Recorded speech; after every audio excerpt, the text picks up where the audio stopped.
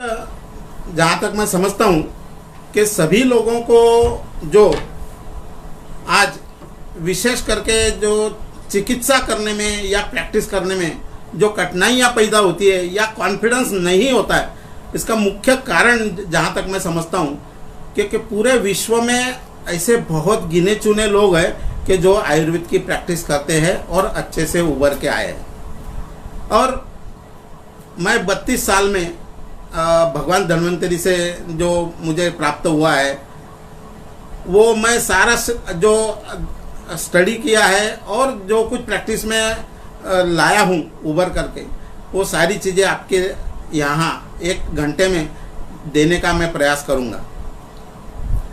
जहाँ तक मैं समझता हूँ कि सबसे ये प्रश्न सभी स्टूडेंट में आना ये संभव है, यार आयुर्वेद की प्रैक्टिस करेंगे, पूरा माहौल था, पूरा वर्ल्ड एलोपैथिक को जानता है और ऐसे माहौल में हम लोग कैसे सर्वाइव हो पाएंगे, क्या सही में सर्वाइव हो पाएंगे या नहीं होंगे, ये सारे प्रश्न अपने मन में आना संभव है। इसलिए मैं आप सभी लोगों से सहमत हूँ कि संस्कृत में एक श्लोक है, सर्वे गुणाः कांचनम आश्रयन्ति।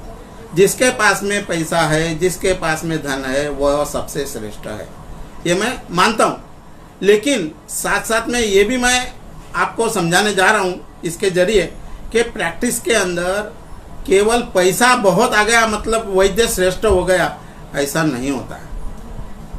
मित्रों, आपके पास में ये गवर्नमेंट आयुर्वेद कॉलेज ने आज जो यह लेक्चर लेने का प्रयोजन किया है, मुख्यतः आपके यहाँ सारे लोग जितने भी है, जितने भी मतलब प्रोफेसर है, वो बहुत एजुकेटेड है और आपका यह सही मायने में एक विशेष मैं बोलूं तो आपका योग अच्छा है कि इतने सारे अच्छे अच्छे स्पीकर, अच्छे अच्छे प्रोफेसर आपको सिखाने के लिए है। तो प्रैक्टिस में सही में मैं तो यह सबसे पहले यह कहूँगा कि आपके अंदर इंफीरियरिटी कॉम्प्लेक्स आना ही नहीं चाहिए। अभी इंफीरियरिटी कॉम्प्लेक्स का मुख्य कारण क्या है? क्योंकि हम पूरे विश्व में देखते नहीं कि अच्छे वैद्य कौन है, बहुत ज़्यादा पैसा कमाने वाले, ये तो स्वाभाविक है कि बहुत ज़्यादा पैसा कमाने वाले लोग और वैद्य बहुत सारे मिलेंगे आपको। लेकिन साथ साथ में सही मायने में यदि अपने को अच्छा प्रैक्टिस किसको दो सबसे महत्व का 2 चीज़ें हैं कि अपने जो चिकित्सा सूत्र है शास्त्र में लिखे हुए, वो सारे चिकित्सा सूत्र सही मायने में प्रैक्टिस में उपयोग में आते हैं या नहीं। मित्रों, ये पूरे 32 साल में मैं आपको ये समझाने का प्रयत्न करूंगा कि चिकित्सा सूत्र ही महत्व का है और चिकित्सा सूत्र जैसे हम प्रयोग में लाते हैं और उससे कितने अच्छे रिजल्ट मिलते हैं, यह मैं आपको बताने का प्रयत्न करूंगा। सबसे पहले तो जो है कि इंफीरियरिटी कॉम्प्लेक्स आपके मन से निकाल डालो। हम लोग 6.5 साल आयुर्वेद पढ़ते हैं, आप सब वैद्य, बड़े बड़े वैद्य आपके कॉलेज में है और वो अपना पूरा योगदान वहाँ पर दे रहे हैं कि किस ढंग से ये चिकित्सा सूत्र का उपयोग करना चाहिए। तो चिकित्सा सूत्रों में सबसे पहले 2 चीज़ें समझना जरूरी है, एक तो है शमन चिकित्सा और दूसरी है संशोधन चिकित्सा। यह 2 चीज़ें आपको ध्यान में रखना है। लेकिन फिर भी हम कम क्यों पढ़ते हैं, कहाँ पर? तो सबसे पहले लैक ऑफ रीडिंग। हमारा कॉन्फिडेंस क्यों कम पड़ रहा है कि लैक ऑफ रीडिंग। हम किताबों को अच्छे से नहीं पढ़ते, खाली पढ़ना है यार, पढ़ना नहीं। मैं तो यहाँ कहूँगा उसके आगे कि हमारे जितने भी आपके यहाँ प्रोफेसर है, उनसे जो सूत्र नहीं समझ में आ रहा है उनको समझ लीजिए, वह आपको निश्चित रूप में बताएंगे। तो लैक ऑफ चिकित्सा सूत्र का जो है वह पूरा विश्लेषण किस ढंग से होना चाहिए, सभी एमडी है, बहुत सारे पीएचडी है भी है, ये सारे लोग यहाँ पर है, तो उनसे आपका अनुभव शेयर करना चाहिए और वो आपको खाली शेयर करना नहीं है, उसको इम्प्लीमेंट करना चाहिए। और आप सब लोग इतने हॉस्पिटल, बड़े बड़े हॉस्पिटल आपके पास में, हर एक को आपको इस्तेमाल करना चाहिए। दूसरी बात, हम जब भी आयुर्वेद की प्रैक्टिस करते हैं तो सबसे बड़ा जो है हमारा आयुर्वेद के ऊपर श्रद्धा होनी चाहिए। तो ट्रस्ट जब तक नहीं बनेगा तब तक आप आयुर्वेद की प्रैक्टिस नहीं कर पाएंगे। इसलिए यह ट्रस्ट का मीनिंग क्या है? तो सब फिर वही बात आती है कि हमको रीडिंग करना चाहिए, सूत्र को पढ़ना चाहिए, और जितने भी पेशेंट है इनको कॉन्फिडेंस में लाने का एक स्किल है, ये स्किल भी डेवलप करना चाहिए। इतने 400-500 पेशेंट आप रोज आपके हॉस्पिटल में एडमिट रहते हैं, उन सारे पेशेंट को आपको कॉन्फिडेंस में कैसे लाना। और एक बार इसमें शास्त्र में कहा है आत्मवत संप्रयुक्तव्यम, ऐसा चरक ने कहा है। वह हमारे नज़दीक का है, हमारा आत्मा एक दूसरे से जुड़ना चाहिए, वहाँ तक आपकी पहुँच होना चाहिए। और यह जब होंगी तभी जाकर के आपके अंदर कॉन्फिडेंस डेवलप होगा और विश्वास पैदा होगा। आपको मैं मेरा थोड़ा सा इतिहास बता देता हूँ। जब हम जामनगर में थे तो मैं और काबरा जी कभी कभी तो एक थाली में ही खाना खाते थे, और जितने भी इमरजेंसी आती थी नाइट के समय में, तो चिकित्सा डिपार्टमेंट में उन्होंने कह के रखा था कि जो भी इमरजेंसी आएंगी तो हमें बुलाना चाहिए। और मैं था शल्य डिपार्टमेंट में, मैंने भी कह के रखा था कि जो भी इमरजेंसी आएंगी हम लोग टैकल करेंगे। तो ये इमरजेंसी टैकल करने का जो सौभाग्य मुझे सबसे पहले प्राप्त हुआ वो जामनगर आयुर्वेद यूनिवर्सिटी से। और हम हमेशा ऐसे कोई दिन नहीं गया कि जिस दिन इमरजेंसी आई और हम दोनों लोग नहीं गए, हम हमेशा जाते थे। हमारे वैसे कोई झगड़ा नहीं था, चिकित्सा डिपार्टमेंट से कोई झगड़ा नहीं था या शल्य डिपार्टमेंट से कोई झगड़ा नहीं था, लेकिन सारी चीज़ें हम एक दूसरे से कांटेक्ट में रहते थे। हमारे एक परम मित्र है वैद्य तपन वैद्य, उनको मैं यहाँ पे मैं बोल नहीं सकता हूँ। एक बार ऐसे इमरजेंसी खतरनाक आई कि भयंकर उदर शूल इतना जोर जोर से कि वो करीब 2 से 2.5 फुट ऊंचा उड़ रहा था, और ऐसी अवस्था में हमें इमरजेंसी में बुलाया गया। अब उसकी हिस्ट्री लेने के बाद में पता चला, पेशेंट तो एडमिट था, कि इसको 4 दिन से जो है मलावस्तंभ था, जिसके कारण इसको वायु बढ़ गया है और उदर में शूल हुआ है। अब हमारे दिमाग में आया उस वक्त रात को 1:30 बजे कि भाई इनको बस्ती देना चाहिए। अब दुर्भाग्यवश बस्ती देने का तो तय हो गया, लेकिन दुर्भाग्यवश ऐसे हुआ कि वहाँ पे जो मेट्रन थे वो उस दिन छुट्टी पे थे, तो वो पूरा जो चाबी थी वो पूरी बंद थी, पूरा जो डिपार्टमेंट है वो बंद था, लेकिन बस्ती देने का था, खाली जो है बस्ती यंत्र था, द्रव्य कुछ नहीं था। तब जाकर के शास्त्र एकदम याद किया, और याद क्या किया, भगवान धन्वंतरी ने उस दिन हमको सुझाया कि स्वमूत्र का बस्ती भी आप दे सकते हैं, कोई भी मूत्र का बस्ती भी आप उस वक्त निरुआ के रूप में दे सकते हैं। तो ऐसे वक्त मित्रों, तो इमरजेंसी में क्या सूझना चाहिए, क्या मतलब आप यदि पढ़ते हैं अच्छे से, आप यदि आयुर्वेद के ऊपर निष्ठा रखते हैं, आपका यदि ट्रस्ट है, तो मैं दावे के साथ में कहता हूँ, पिछले 32 साल का मुझे अनुभव है कि भगवान धन्वंतरी आपको अच्छे से उसी वक्त कुछ तो भी नई चीज़ आपको बता देता है। हम चारों मित्रों ने एक डिब्बे में पेशाब करके उस पेशाब का बस्ती दिया, और इस वक्त आधे घंटे में उसका उदर शूल ये कम हो गया। मित्रों, कहने का ये सब तात्पर्य यही है कि आप जितना आयुर्वेद के ऊपर श्रद्धा रखोगे तो भगवान धन्वंतरी भी आपके साथ में पक्का है, ये ध्यान में रखेंगे। तीसरी बात जो है कि कॉन्फिडेंस कम होने का मुख्य कारण जो है वो इनएडिक्वेट प्रैक्टिकल नॉलेज। प्रैक्टिकल नॉलेज जो है वो आपको हमेशा होना चाहिए। मित्रों, जितने भी लोग आप एमडी कर रहे हो या पीएचडी कर रहे हो या फाइनल ईयर में हो, आप एक भी क्षण हॉस्पिटल के बाहर न गवाए, हमेशा हॉस्पिटल में पड़े रहो। आप यदि ऐसा करते रहेंगे तब जाकर के आपको इमरजेंसी क्या होती है, इस वक्त में हमें क्या मतलब देना चाहिए, ये सब सारी चीज़ें आपको सीखने को मिलेंगी। तो यही प्रैक्टिकल नॉलेज लेने का यही एकमात्र स्थान है जिस स्थान पर आप अच्छे से आप पूरा रह सकते हैं और उसका जो है ज्ञान आपको मिल सकता है। और वो खाली ज्ञान लेना नहीं है, आपको जो भी कुछ रिजल्ट आया है, चाहे वो निगेटिव हो चाहे वो पॉजिटिव हो, लेकिन आप एक दूसरे से शेयर करना चाहिए। अधिकांश क्या होता है कि एक दूसरे से शेयर नहीं करते, वहीं के वहीं रखते हैं, इसलिए शास्त्र बढ़ता भी नहीं है और खुद का कॉन्फिडेंस, मैंने आज तक 32 साल में जितना भी मेरे पास में है वो पूरा देने का प्रयत्न किया, जिसके कारण मैं ये सारी चीज़ आपके साथ में ये सब शेयर कर सकता हूँ। दूसरी बात जो है कि ये सब करते समय सबसे एक बड़ी महत्व की बात है कि लैक ऑफ डेटा मैनेजमेंट। मित्रों, आपके पास में जितने भी केसेस आए होंगे वो सारे केसेस का आपको डेटा रखना चाहिए।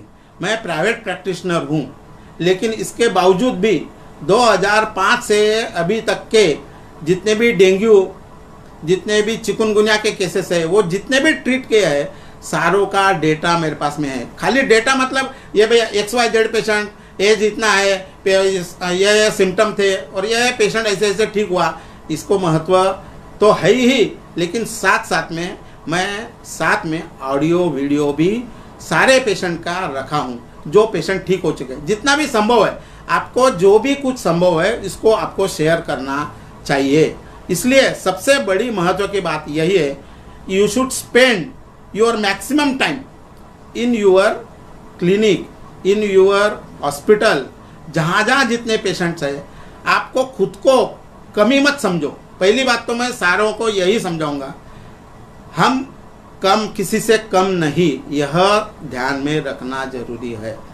क्योंकि यह यदि भावना आपके मन में आ गई तो फिर आप कोई भी चिकित्सा नहीं कर पाएंगे। मैं एक बात बताता हूँ, देखो जितने भी अपने दूसरे अन्य शास्त्र के मित्र हैं, एलोपैथिक है, होम्योपैथिक है, जितने भी अन्य शास्त्रों के मित्र हैं, वो भी प्रयोग करते रहते हैं ना।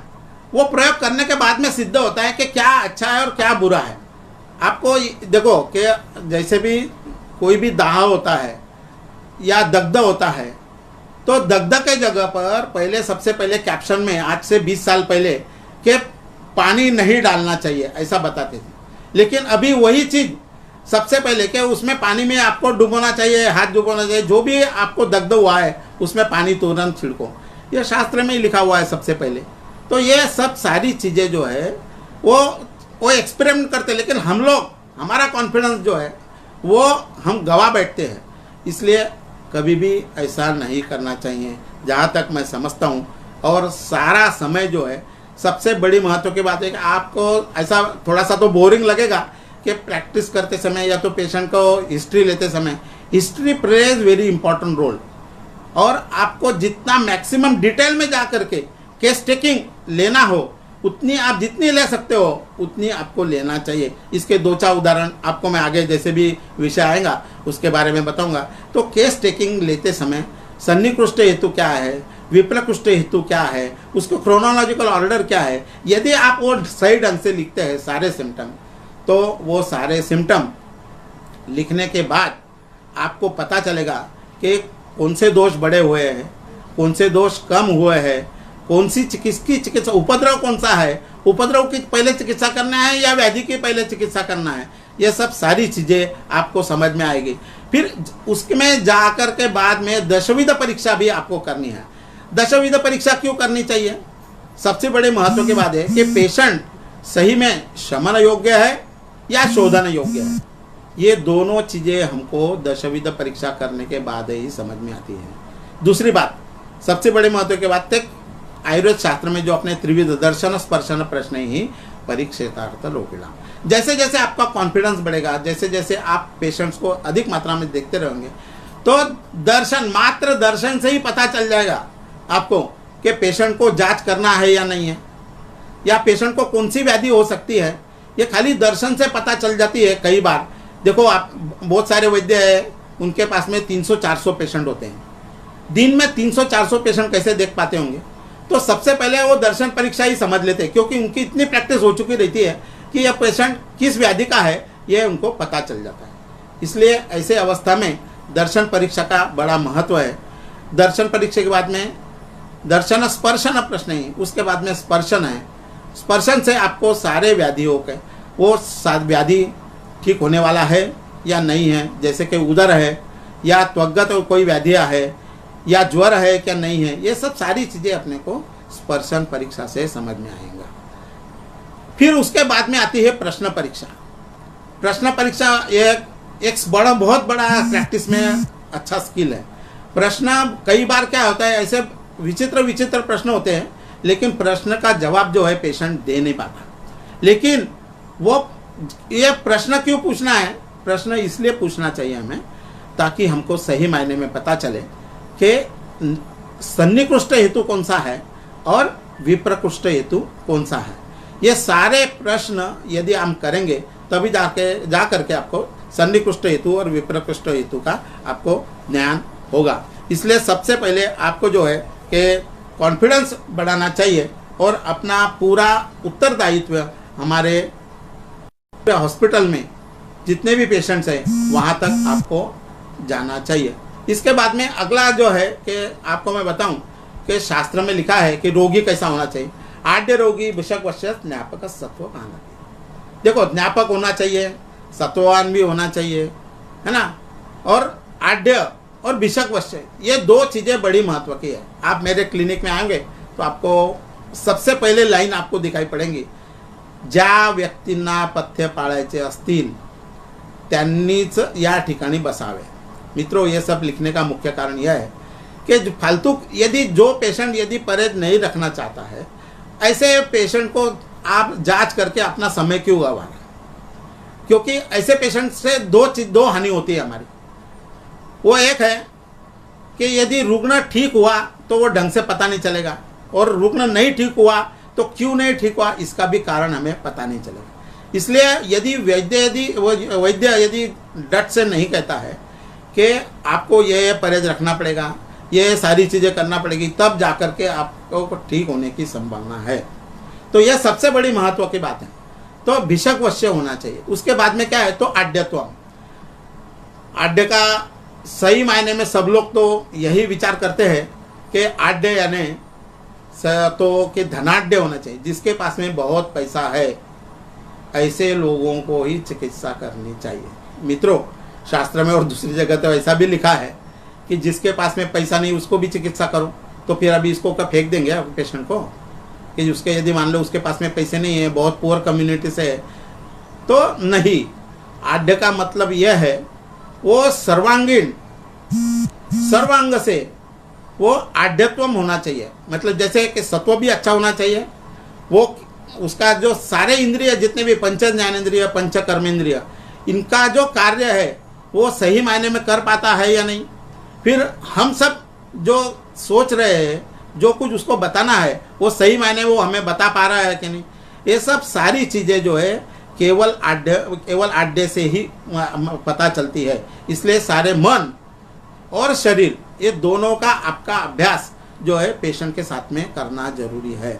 जब मन पेशेंट का सही होगा तो उसमें आपको पता चल जाएगा। प्रैक्टिस जैसे आप प्रश्न पूछेंगे या उसको जांच करेंगे, कई बार ऐसा होता है कि पूरे केस लिए जाती हैं और फिर आखिर में वहाँ पे अड़ जाता है, सर मैं तो कुछ ये परहेज रखने वाला नहीं हूँ, आपको दवाई देना हो तो दो, लेकिन मैं कुछ ये परहेज नहीं रखूँगा और आप जो है मुझे किसी भी हालत में अच्छा करो।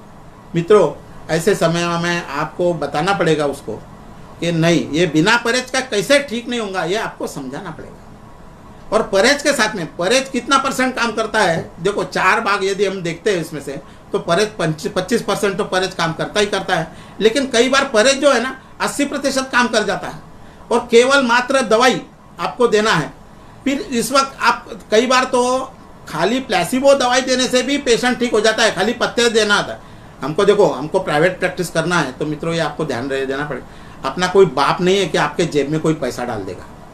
सबसे बड़ी बात, कोई गवर्नमेंट अपने को कोई पैसा देने आपको पैसा देने वाले नहीं है कि आप प्राइवेट प्रैक्टिस कर ले, आपके इस साल में आपको ये 10,000 की प्रैक्टिस हुई तो 20,000 आपको जेब में डाल देंगे, ऐसा कभी नहीं होता है। इसलिए सारे पैसे भी निकालना है तो आपको उसकी क्या हैसियत है उसके हिसाब से पैसे भी चार्ज करना पड़ेगा। ये सबसे बड़ी महत्व की बात है। इसलिए वो उसके मन की भावना, उसका मन का स्टेटस क्या है इसको भी समझ लेना चाहिए। फिर शरीर में आड्यत्व में क्या आता है कि यदि तरुण रुग्ण है तो ऐसे रुग्णों को भी आपको अच्छे से जांचना होगा। वो मालूम है कि वो जल्दी ठीक हो जाएगा।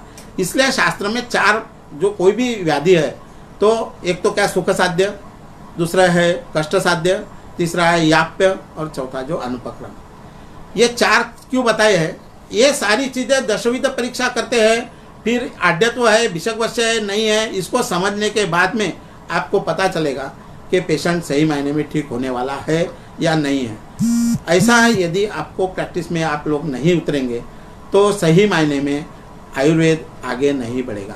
आयुर्वेद आगे बढ़ने के लिए आपको चिकित्सा सूत्र भी उतना ही महत्व का है। खास करके ये जो आढ़्य के, लेकिन आढ़्य का यहाँ पे आज विश्लेषण करने का मुख्य कारण ये तो ये था कि लोग खाली धनाढ़ ही समझते हैं। जो अपने गुरु है उनसे पैसा नहीं लेना है, जो साधु संत है उनसे पैसा नहीं लेना है, जो बिल्कुल ही गरीब है, सही में उसके पैसे में पैसे ही नहीं है, ऐसे लोगों को भी आपको चिकित्सा करना पड़ेगी। तो ये भी अपने को फायदेमंद होता है।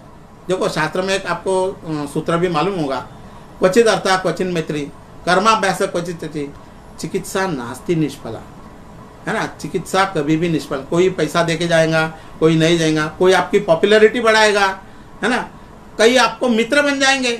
ये सब मैं अनुभव चुका हूँ और ये सब होता है, और यही सारे लोग जो है प्रैक्टिस में अपने को काम में आते हैं, है ना।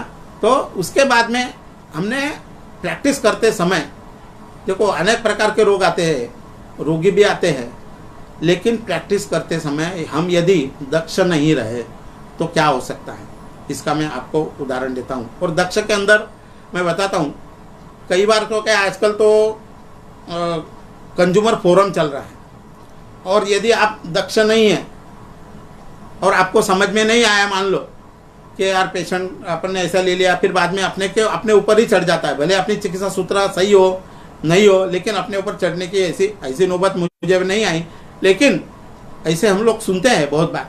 तो उसका मुख्य कारण यह होता है कि जो चिकित्सक है वो दक्ष नहीं रहता है कई बार।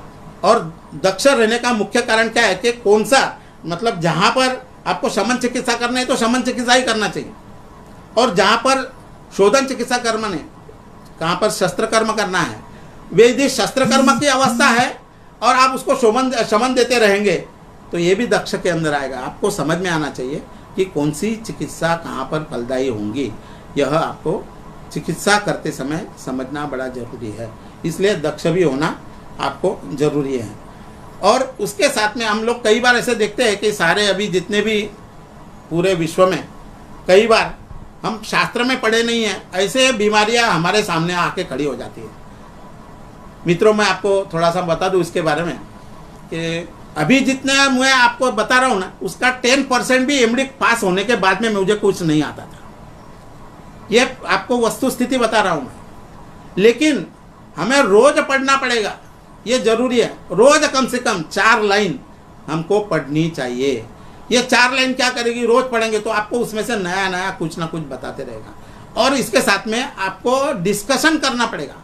मैं हमेशा मुझे कोई भी प्रॉब्लम आया तो सबसे पहले मैं काबरा जी से डिस्कशन करता हूँ। तो डिस्कशन से क्या होता है कि हमको वादे जाए थे तत्वबोध, वो तत्व समझ में आता है। मैं कभी भी, हम दोनों एक दूसरे से कभी भी बात करते तो दवाई क्या दी ये कभी भी नहीं पूछते हैं। सबसे बड़ी बात मैं आपको बताता हूँ। तो कहने का तात्पर्य है कि हम दवाई का कभी भी, हमको चिकित्सा सूत्र क्या करना चाहिए, चिकित्सा सूत्र का क्या उपयोग करना चाहिए ये प्रैक्टिस के अंदर, इस व्याधि है ये व्याधि में। कई बार तो ऐसे व्याधि होती है कि उसका नामकरण ही नहीं होता है, तो ऐसे व्याधियों को हमको देखना चाहिए कि नहीं। मैं फॉर एग्जांपल आपको बताता हूँ, मुझे इसोफेगल वायरस क्या है ये पता नहीं था, मतलब जब मैं एमडी पास हो गया तब की बात कह रहा हूँ। उसके बाद में वायरल डिसऑर्डर्स क्या है ये भी पता नहीं था। लेकिन आज मैं पढ़ के, हमेशा रोज पढ़ करके आप लोगों को बताने के बावजूद ये मैं दावे के साथ में कह सकता हूँ कि ये सारे व्याधियाँ क्या है और इसको हमें कैसे समझना चाहिए। तो भले रोगों का नाम नहीं पता हो, मुझे बताओ, ये अभी जैसे कोरोना आ चुका है, ये कोरोना कहाँ शास्त्र में लिखा है? आंसर शास्त्र में कहीं लिखा नहीं है। लेकिन मैं दावे के साथ में कहता हूँ भले कोरोना नहीं लिखा हो, लेकिन जितने भी सिम्टम्स है, सारे सिम्टम्स है, इसको हम यदि एकत्रित करते हैं तो एकत्रित करने के बाद में और हेतु को ढूंढना चाहते हैं तब जाकर के पता चलता है कि व्हाट इज दिस कोरोना। तो पहले हमको तो उसकी जो है कि विभाग करना पड़ेगा कि ये कोरोना को हम किस में बैठाए। तो सबसे पहले जो आप यदि देखेंगे कि उसमें कहाँ है कि ज्वर, तो ज्वर के कौन से प्रकार है? तो एक तो निज है या आगंतुज है। अभी सब लोग यदि कहते ही है कि यह संस्पर्शात है, तो संस्पर्शात है, स्पर्श करने से होता है, या एयरबॉर्न है, जो भी कुछ है, तो ये हुआ क्या? तो ये हुआ आगंतुज। आपको यहाँ पे मैं समझा रहा हूँ कोरोना के बारे में थोड़ा सा। तो ये आगंतुज होने के बाद में हमको ये पता करना पड़ेगा कि ये आगंतुज तो है, निज पक्का नहीं है, क्योंकि यहाँ पे जो आगंतुज और निज, इसमें हमें फर्क कैसा मानना चाहिए। निज के अंदर हेतु मिलते हैं, जो हेतु धीरे धीरे धीरे धीरे तीनों दोषों को मिला करके उसमें संप्राप्ति निर्माण करता है, और संप्राप्ति करने के बाद में धातुगत जाता है, और वो उसमें क्रॉनिसिटी थोड़ी अपने को मिलती है, जहाँ जाकर के व्याधि उत्पन्न होता है। लेकिन आगंतुज में क्या होता है कि सारे तीनों दोष ये बाद में पता चलता है, लेकिन लक्षण सबसे पहले उत्पन्न कर देता है आगंतुज में। फिर कौन से दोष है, क्या है, उसको बाद में पता चलता है। इसलिए ये डिफरेंशिएट करना जरूरी है आगंतुज के अंदर। फिर आगंतुज में कौन सा है? आगंतुज का फिर 4 प्रकार आपको सबको मालूम है, लेकिन ये आगंतुज कौन सा होना चाहिए, वो मतलब जो है अभिचारज है, अभिशापज है, अभिसंगज है, क्या है, इसको हमको समझना पड़ेगा। तो मित्रों, ये पक्का हो गया कि ये संसर्गात है, संस्पर्शात है, एयरबॉर्न है, जो भी कुछ है वो अभिसंगज है। अभी अभिसंगज है तो कौन सा अभिसंगज है? तो वेरी सिंपल, बहुत सारे वायरस जो है इंडिकेट किए हैं शास्त्र में, हम यदि देखेंगे तो भूताभिसंगज ज्वर। यहाँ तक यदि आप पहुँच गए तो समझ लेना आपको थोड़ा बहुत हमको समझ में आया है, ऐसा हम कह सकते हैं। तो अभिसंगज ज्वर की चिकित्सा क्या हो सकती है, या अभिसंगज ज्वर के लक्षण क्या हो सकते हैं, कहाँ मिलेगा भाई शास्त्र में? ये बात तो पक्की हो गई कि तीनों दोष एकत्रित हो जाते हैं। इसलिए हमको हमेशा, हम लोग जिस चैप्टर को छोड़ देते हैं उसी चैप्टर को वापस आपको पकड़ना पड़ेगा। तो वो चैप्टर कौन सा है? तो वो है ज्वर चैप्टर। मैं तो हमेशा ये कहता हूँ और कहते आया हूँ, जिस वैद्य को ज्वर चिकित्सा नहीं समझ में आया वो सही मायने में वैद्य ही नहीं है। ऐसा मैं क्यों कोटेशन कर रहा हूँ मैं आपको एक बड़ा आश्चर्य होगा कि मैं इतने दावे से क्यों कह सकता हूँ। मित्रों, ज्वर में सारी इमरजेंसियाँ वहाँ पे बताई गई है। तो कौन से अध्याय में कहाँ पे मिलेगा आपको? ज्वर चिकित्सा में आप जा करके देखोगे तो वहाँ पर ये तीनों दोष किसमें है? तो 13 प्रकार के सान्निपातिक बताए हैं। वातोल कफ मध्य पित्तहीन सान्निपातिक ज्वर, पित्तोल कफ मध्य पित्तहीन सान्निपातिक ज्वर, ऐसे सारे जितने भी है जो 13 प्रकार के हैं, उनको आपको फिर से एक बार पढ़ना पड़ेगा, रटना पड़ेगा। रटने के बाद में आपको पता चलेगा कि ये तो यार, ये सारे लक्षण तो इसी में बताए हैं। तो जितने भी वायरस बता रहे, कोरोना के जितने भी लक्षण है, डेंगू के जितने भी लक्षण गए, चिकनगुनिया के जितने भी लक्षण हैं, ये तो सारे इसी में बताए हैं। तब करके हमको समझ में आएगा। ये नेटवर्क की स्कोर बता रहा है।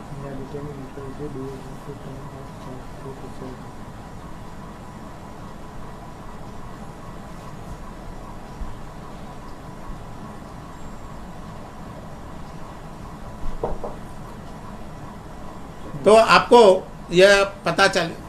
हेलो, येता है ऐकायला? हाँ, ओके।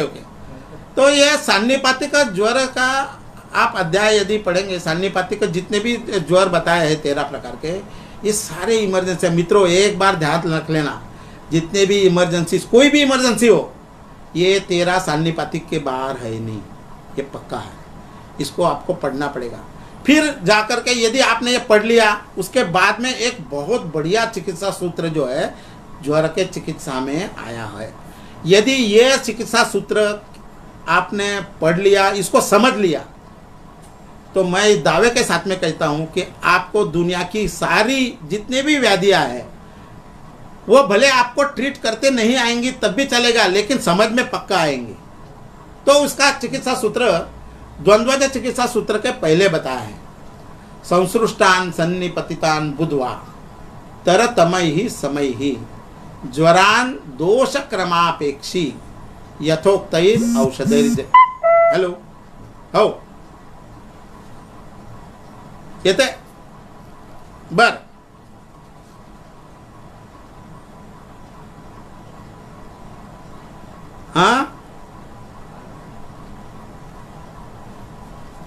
बर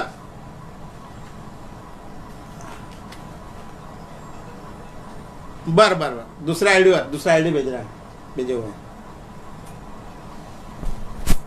बर ओके डू कंटिन्यू। तो 13 प्रकार के सान्निपातिक को हमें समझना चाहिए, और 13 प्रकार के सान्निपातिक का चिकित्सा सूत्र क्या है यह मैं आपको समझा रहा हूँ। संसृष्टान सन्निपतितान बुधवा तरतमयी समयी ज्वरान दोष क्रमापेक्षी यथोक्तैर औषधैर्जय। मित्रों, ये चिकित्सा सूत्र सबने ध्यान में रखना चाहिए। ये क्या काम कर सकता है मैं बताता हूँ। मान लो जिंदगी में, खुदा न करे ऐसा कभी हो, लेकिन मान लो जिंदगी में कभी आपको आपके ऊपर किसी ने केस डाल दिया कि आपने ये ऐसे ढंग से गलत आपने ट्रीटमेंट किया और इसके कारण जो है हमारा रुग्ण जो है मृत हो गया। ऐसे कभी भी, यदि भगवान अगर ऐसा तो नहीं होना चाहिए, लेकिन हुआ तो ये चिकित्सा सूत्र आपको काम आने वाला है। इसमें इतना बढ़िया दिया है विवेचन, यदि आप समझेंगे इसका पूरा तो आपको समझ में आएगा। वो है संसृष्टान सन्निपतितान बुधवा। संसृष्टान मतलब आपको ये समझना चाहिए सबसे पहले, इसलिए आपको बेसिक आपको याद करना पड़ेगा सबसे पहले महत्व की बात। तो बेसिक क्या है, व्याधि में 2 दोष है या 3 दोष है, इनके सारे लक्षण आपको लिखना पड़ेगा। इसके बाद क्या होगा, सन्निपतितान बुधवा, ये जानने के बाद, बुधवा जानने के बाद तरतमय ही समय ही, तरतम भाव से दोषों की स्थिति क्या है, तरतम भाव से कौन से हेतु यहाँ पे पैदा है, तरतम भाव से कौन से धातुओं में दुष्टि उत्पन्न हुई है, और तरतम भाव से क्या संप्राप्ति बनी हुई है, इसको आपको समझ में आएगा। तो ये एक सबसे पहली बड़ी महत्व की लाइन है, संसृष्टान सन्निपतितान बुधवा। तो ये दोनों दोष, 3 दोष, फिर इसके अनेक प्रकार हो सकते हैं। तरतम भाव से कितने अनेक प्रकार हो सकते हैं, और इसको जानने के बाद में फिर आपको चिकित्सा संप्राप्ति क्या है, चिकित्सा करना। इसका मतलब क्या है कि संप्राप्ति, जो भी कुछ संप्राप्ति हुई है उसका विघटन करना। दोष दुष्य सम्मूर्छना जनितो व्याधि तस्य विघटनम एव चिकित्सा। बस वेरी सिंपल है यार। इसका विघटन कैसे, आप जब तक कि ये समझ नहीं पाएंगे कि तरतम भाव क्या है, और तरतम भाव से हमको सबसे पहले उपद्रव क्या हुआ है या मुख्य व्याधि क्या है ये समझ में नहीं आएगा, तब तक कि आपको चिकित्सा सूत्र समझ में नहीं आएगा। इसलिए जितने भी रोगों के नाम आपको भले ना भी पता हो, इसलिए शास्त्र में लिखा है विकाराणाम अकुशलो न जिन्यात कदाचन नहीं सर्व विकाराणाम नामोस्ति ध्रुवा स्थिति। ऐसा कोई जरूरी नहीं है कि आपको व्याधि का ज्ञान होना चाहिए। मैं मित्रों पूरे 4 महीने से ये कोरोना के ऊपर स्टडी कर रहा हूँ, और 3500 से ऊपर जो व्यक्ति है उन्होंने इम्यूनिटी के लिए अपनी दवाइयाँ ली है, काढ़े पिए हैं। काढ़े जो आयुष डिपार्टमेंट ने बताया वो नहीं लेते हुए, उसका मुख्य कारण यह है, डिपार्टमेंट ऑफ आयुष ने जो बताया होगा वो जो है मुख्यतः शीत प्रदेश के लिए बताया गया है, लेकिन अपना उष्ण प्रदेश है, उष्ण प्रदेश में ये शुंठी, फिर दालचीनी और पिपली, ये सारी चीज़ें हमको गर्म करेगी, उष्ण होगी, जिससे हमको अनेक व्याधि से उपद्रव तैयार हो सकते हैं। इसलिए ऐसे उसको ध्यान में नहीं रखते हुए गुड़ुची, फिर परिभद्र मतलब नींबपत्र और वासा, इनका योग बना करके सबको काढ़े पिलाए। भले वो बहुत कड़वे हैं, लोग भी बड़े कहते हैं सर इतना कड़वा काढ़ा कहाँ पिला रहे हो, लेकिन चिकित्सा सूत्र करते जब भी हम करते हैं तब जाकर के कोरोना के चिकित्सा सूत्र में हमको सबसे पहले इम्यूनिटी बढ़ाना चाहिए, ये बोला जरूरी है। और इम्यूनिटी के लिए न केवल काढ़ा अच्छा काम करेगा ऐसा नहीं है। तो ज्वर का चिकित्सा सूत्र, मुख्य चिकित्सा सूत्र क्या है, ज्वरादौ लंघनम प्रोक्तम। सबसे पहले आप सभी को, ये मीटिंग बंद हो गई, दूसरा कौन सा आईडी? हाँ आईडी आ गया है, उस पे से आपको चालू करना। इकडे चालू आहे तिकडे जरी बंद झाली स्टेडी राहा. माझे काही विषय आहे साहू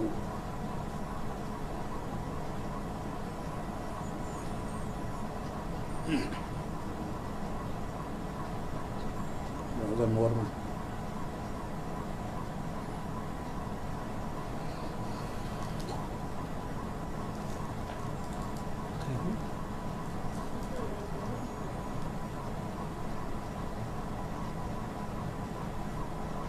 चलो ठीक है।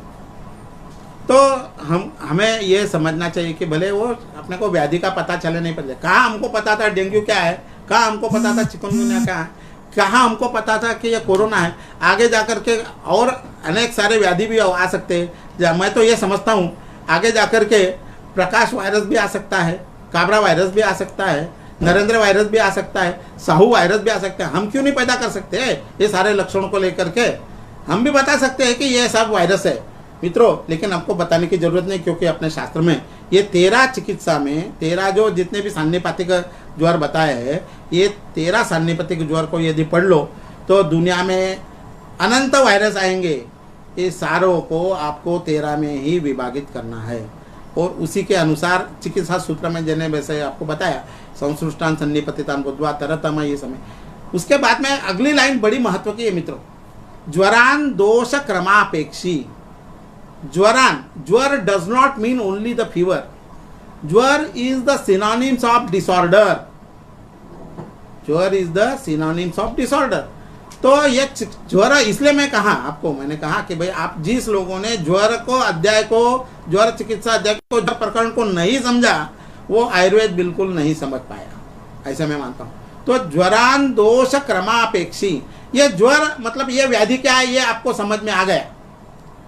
तो उसके बाद में जो आपने लक्षण लिखे वो लक्षणों का क्रम आपको फिर से एक बार दोहराना पड़ेगा, फिर तब जाकर के आपको पता चलेगा ज्वरान दोष क्रमापेक्षी, वो क्रम के अपेक्षा जो भी दोष है, जो भी लक्षण है, वो लक्षण के अनुसार आपको यथोक्त ही, मतलब जिस व्याधि में जो चिकित्सा सूत्र कहा है उस चिकित्सा सूत्र को आपको ध्यान में रखते हुए आपको उसका इम्प्लीमेंटेशन करना है। यथोक्त ही औषधई ही, औषधई, हेलो हेलो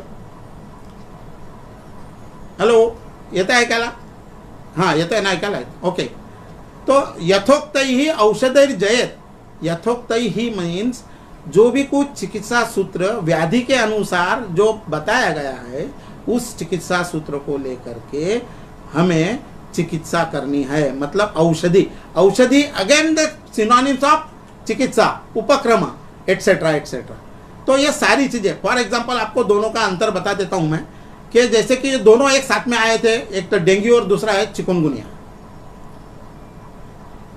चिकुनगुनिया और डेंगू में आप यदि पहला सूत्र यदि ध्यान में रखते हैं ज्वर का, दोनों में ज्वर था पहले, सबसे पहले ये यदि आप ध्यान में रखते हैं तो ज्वरादौ लंघनम प्रोक्तम।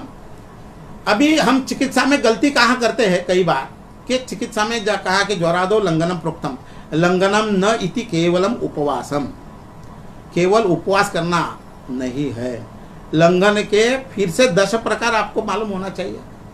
और इसके अंदर आप देखेंगे तो डेंगू के अंदर लंघनम इति लघु आहारम और लंघनम इति चिकुनगुनिया में व्यायामम कहा है। देखो आप हुआ क्या कि अनेक लोग जो है ना इसको समझ नहीं पाए। तो चिकुनगुनिया में यदि आप व्यायाम मतलब जितने भी संधि ग्रह हो गए उनको वापस जोर जोर से हिलाना है, उनका व्यायाम करना है। मित्रों सारे पेशेंट 3 दिन में चिकुनगुनिया में ठीक हुए हैं, इनका रिकॉर्ड है मेरे पास। और डेंगू के अंदर मैं आपको बताऊं, लघु आहार, उपवास, यदि 24 घंटा कुछ खाने में नहीं देते हैं तो फटाफट पेशेंट जो है, फिर आपके पास में यथोक्त औषध है, आपके पास में क्या चिकित्सा, क्या द्रव्य है, क्या नहीं है, इसका कोई महत्व नहीं है, लेकिन उसके अनुसार आपको दवाई देना है, यह महत्व का है। तो कब दवाई कब देना है? ज्वरादौ लंघनम प्रोक्तम ज्वर मध्य तो पाचनम, उसके बाद में आपको पाचन द्रव्यों का उपयोग करना है। ज्वरांते भेषजम दद्या, जब रोगी कहता है डॉक्टर अभी बहुत जोर से भूख लगी है, अभी रहा नहीं जाता है, उस वक्त आपको द्रव्य की योजना करनी है, उस वक्त आपको औषधि चिकित्सा करनी है।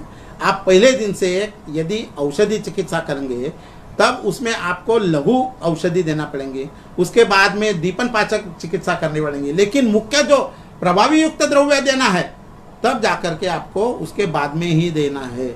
और मित्रों सबसे बड़ी महत्व की बात बता तो व्याधि कोई भी हो जिसका नाम ज्वर है, ये पहले ध्यान में रखना है। कोई भी व्याधि यदि एक बार हट जाता है तो उसके बाद में ज्वरांते भेषजम दद्या ज्वर मुक्ते विरेचनम, व्याधि हट गया है उसके बाद में विरेचनम, विरेचनम न केवलम परगेटिव, विरेचनम का अर्थ फिर यहाँ से आपको समझना है संशोधनम। यदि शेषित दोष रह गए तो वो शेषित दोष विरेचन यानी परगेशन भी दे सकते हैं। फिर कई बार आपको लंघन बड़ा समय तक चलाना पड़ता है।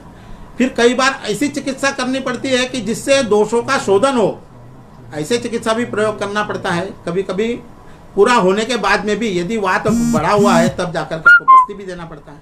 ये सब सारी चिकित्सा का उपक्रम आपको करना चाहिए, है ना। तो इसके साथ में ये सब नॉलेज आपको अपडेट रखना चाहिए, सबसे बड़ी महत्व की बात, है ना। तो उसके अंदर अन्य शास्त्र का ज्ञान आपको होना जरूरी है। एकम शास्त्रम अधियानो न विद्या शास्त्र निश्चय तस्मात् बहुश्रुतम शास्त्रम विजानीयात् स एव चिकित्सक। यह पंक्ति हम सबको याद है, लेकिन एक ही पता है हमारी गलती कहाँ होती है कि एकम शास्त्रम, काय चिकित्सा वाले खाली काय चिकित्सा करते रहेंगे, शल्य से हमको कोई लेना देना नहीं है। अरे मित्रों, ऐसा नहीं चलेगा। शल्य के मतलब जो व्याधियाँ है, जो शल्य के अधिकार में है, उसकी अवस्था में भी अपना तो शमन चिकित्सा कहा है ना। ऐसा थोड़ी जरूरी है कि उसमें शमन चिकित्सा नहीं कही है। षष्ठी उपक्रम के अंदर आपको शमन चिकित्सा भी है, ये सारे षष्ठी उपक्रम के अंदर। लेकिन आमावस्था है तब आपको शमन चिकित्सा करनी चाहिए। पश्चिमानावस्था है तब क्या करना चाहिए, तो रक्त मोक्षण आदि चिकित्सा करनी चाहिए। और पक्वावस्था आ गई है व्याधि की, उस समय आपको शल्य की, यह शल्य की अवस्था है या नहीं, इसको भी समझना पड़ेगा। तो कहने का तात्पर्य यह है कि अन्य शास्त्र का ज्ञान, अन्य शास्त्र मतलब अष्टांग, ऐसा नहीं है वैद्य वही ठीक है, वही समझ पाएगा जो अष्टांग का ज्ञान अपने साथ में रखता है। इसलिए कहा है कि एकम शास्त्र अधियानो न विद्यात् शास्त्र निश्चय। शास्त्र निश्चय का मतलब यहाँ पे है उसका ज्ञान, उसका रोगों का सही मायने में व्याधि विनिश्चय करना, यह सब जरूरी है। मैं तो इसके अलावा और आगे जाकर के कहता हूँ कि एकम शास्त्रम न केवल आयुर्वेद, आपको एलोपैथिक का भी ज्ञान होना जरूरी है। भले हम 6.5 साल में केवल आयुर्वेद पढ़े होंगे, लेकिन साथ साथ में हमारे जो जितने भी अभ्यासक्रम हैं उसके अंदर एलोपैथिक का भी समावेश किया गया है, क्योंकि यह जरूरी है। सुश्रुत कहता ही है कि एक ही शास्त्र के ऊपर आप अध्ययन मत रहो, सारा जितना भी लेटेस्ट नॉलेज जितना भी है, फिर वो एलोपैथिक हो, फिर वो होम्योपैथिक हो या अन्य चिकित्सा पद्धतियाँ हो, किससे किससे अच्छा लगता है आपको। तो मैं समझूँ कि बता दूँ कि हमारे जो वैद्य रहते हैं ना, उनके पास में भी कोई अच्छी अच्छी औषधियाँ होती है, लेकिन हमको पता नहीं रहता। वो भी अच्छे अच्छे व्याधियाँ ठीक करते हैं फटाफट। जैसे फॉर एग्जांपल स्नेक बाइट में कहाँ पहले पहुँचते हैं लोग, स्नेक बाइट में गावड़े में ही वो ठीक कर देते हैं। मंत्र, कोई मंत्र से करता है, कोई दवाई से दे करके ठीक करता है, लेकिन ठीक तो होते हैं ना। तो इसका भी नॉलेज हमको अपने पास में रखना पड़ेगा। इसलिए एकम शास्त्र सारे लोगों को लेकर के चलना है। जितने भी what are the sciences are available on the earth, you should try to understand it. मैं ये नहीं कहूँगा कि आप उसमें मास्टर बन जाओ। सारे वैद्यों को इस बारे में आपको एक बता दूं, आप जब भी पढ़ते हो और यदि पढ़ना आपकी पूरा आपको लगता है कि हमारी अभी पढ़ाई पूरी हो गई, तो एक बात मात्र ध्यान में रखना है कि किसी भी एक वाक्य के ऊपर या एक व्याधि के ऊपर या एक शब्द के ऊपर इतनी मास्टरी बनाओ कि उसके आगे दूसरा कोई बात नहीं कर पाएगा। यदि इतना भी कर लिया आपने, तो आपने आयुर्वेद को आगे बढ़ा दिया, ऐसा मैं समझूंगा। क्योंकि यह करना किस लिए जरूरी है, यह इसलिए जरूरी है कि आप जब प्राइवेट प्रैक्टिस करते हो, यदि मान लो खाली आपने बालों के ऊपर चिकित्सा की, आपने अपना बोर्ड लिख दिया कि मैं खाली बालों की चिकित्सा करता हूँ, लेकिन खाली बालों के रोगी आएंगे क्या, ऐसा नहीं है। तो बालों के साथ में स्किन डिसीज वाले भी आएंगे। तो स्किन डिसीज वाले आएंगे तो नेचुरली आपकी प्रैक्टिस बढ़ेगी, लेकिन प्रैक्टिस कब बढ़ेगी, आपकी मास्टरी एक सब्जेक्ट के ऊपर होना बड़ा जरूरी है। इसलिए एकम शास्त्रम अधियानो न विद्या शास्त्र निश्चय तस्मात् बहुश्रुतम शास्त्रम इति what are the sciences available. फिर वो मैथमेटिक्स है, फिर वो इंजीनियरिंग है। वो हमको आंखें खोल के, हर वैद्य को आंखें खोल करके हमें ये दुनिया में भटकना होगा, ये बड़ा ज़रूरी है। उसका मैं आपको उदाहरण देता हूँ जिसमें से आपको पता चल जाएगा कि आपको ज्ञान इसलिए ज़रूरी है। इंजीनियरिंग का मैं उदाहरण दे रहा हूँ। एक जानता राजा करके एक हिस्टोरिकल जो है ड्रामा यहाँ पे चलता है महाराष्ट्र के अंदर, और फॉर्चुनेटली आज के 20 साल पहले मुझे जो है कि जनता बैंक की ओर से उन्होंने यहाँ पे रखा था, तो मुझे वो जो जानता राजा के जितने भी लोग होंगे और जानता राजा में जितने भी ड्रामा में जितने भी लोगों को कोई भी तकलीफ होंगी तो उसका चिकित्सा प्रमुख मुझे बना दिया था। यहाँ पे शो चल रहा था और शो के दरमियान हुआ ऐसे, शाम को 7 बजे अंधेरा था और हमारा जो कंपार्टमेंट है वो बिल्कुल स्टेज के पीछे रखा हुआ था। एक छोटा सा बच्चा करीब 5-6 साल का होगा, वो बच्चा रोते रोते उसका बाप लेके आ गया। वो लेकर के आया तो जैसे भी पैर लंबा करे तो वो ज़ोर से रोना चालू हो जाए, जैसे भी पैर पास में ले तो रोना बंद। उनके भाई चलिए ये क्या लपटा है।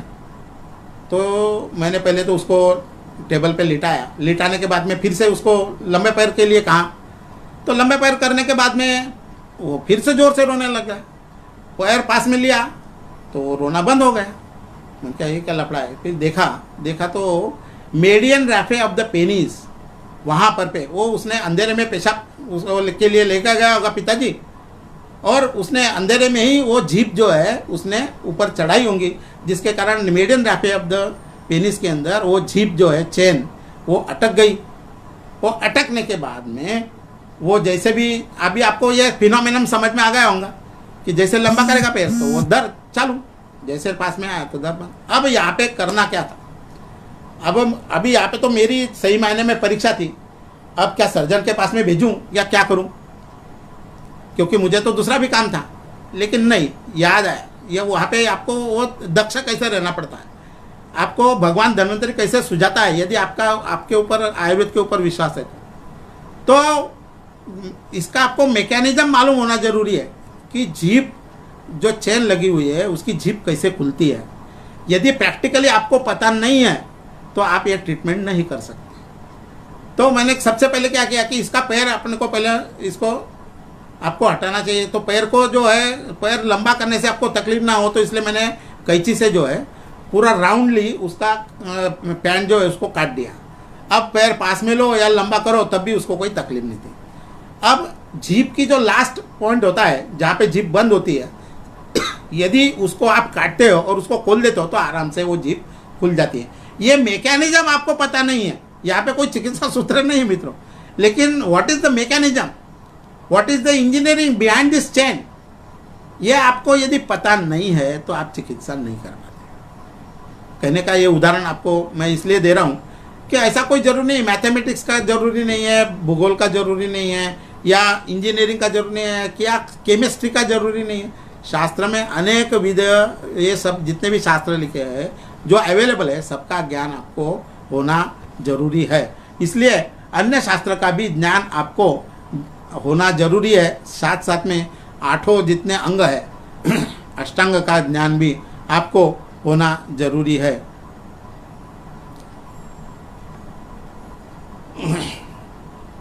अभी मैं आपको यहाँ पे कुछ क्रिटिकल मैनेजमेंट के तौर पर अग्निकर बारे में बात करेंगे, लेकिन क्रिटिकल मैनेजमेंट के यहाँ पे उसको खोलो। कुछ केसेस मैं आपको बताने जा रहा हूँ कि क्रिटिकल मैनेजमेंट में हम क्या क्या कर सकते हैं।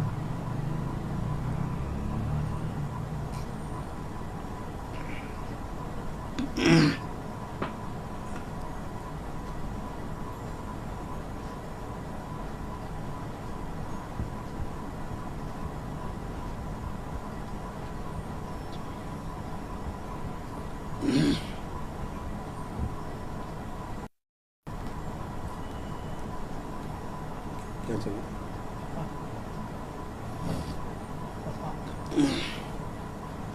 याच्यावर जे पण दिसेल ना ते थोडं एक्सप्लेन पण करा, कारण इकडे पण चालू आहे.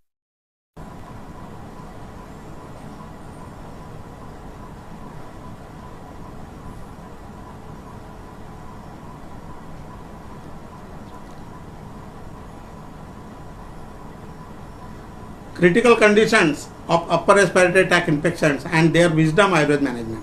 मित्रों, एक आपको केस मैं आपके सामने प्रस्तुत कर रहा हूँ मैं, क्योंकि बहुत 132 स्लाइड्स है, लेकिन शॉर्ट में मैं आपको बताने जा रहा हूँ। एक सरोज व्यास करके रुग्णा थी, 1/11/2013। यह दिन जो है, यह दिन जो है, यह फॉर्चुनेटली उस दिन जो है धन्वंतरी का दिन था, धनतेरस थी। और इसी दिन यह सुबह 5 बजे मुझे फ़ोन आया कि भाई सर, एक पेशेंट जो है वो आईसीयू में एडमिट है, 3 दिन से जो है वो एडमिट है और उनको खून की उल्टियाँ हो रही है। तो उसको पहले, सबसे पहले जो खून जो है उसको रोकना है हमें, तो उस खून को रोकने के लिए अपने पास में कुछ दवाई है क्या? तो सारे इन्वेस्टिगेशंस करने के बाद मुझे इतना ही पता था कि अभी किसी भी हालत में खून को ही रोकना है ना, कौन सी बड़ी बात है, ऐसे पहले पता था। तो मैंने सुबह 5 बजे वो पेशेंट अपने घर पे आया और उसके बाद में सारे इन्वेस्टिगेशंस वगैरह किया हुआ था ऑलरेडी। लेकिन पेशेंट जो ऑलरेडी वेंटिलेटर पे था एक तरफ, दूसरी तरफ मूर्छावस्था में था, तीसरी तरफ खून की उल्टियाँ हो रही थी। एक दिन में कम से कम 4 या 5 जो है वो प्लेटलेट्स के बैग्स और 2 खून के बोतल चढ़ी हुई थी।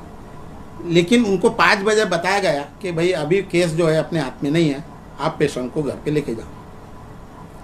तब जाकर के पेशेंट अपने पास में आया। मैंने कहा खून ही रोकना है ना, रक्त स्तंभक योग दे देते हैं, करते हैं काम।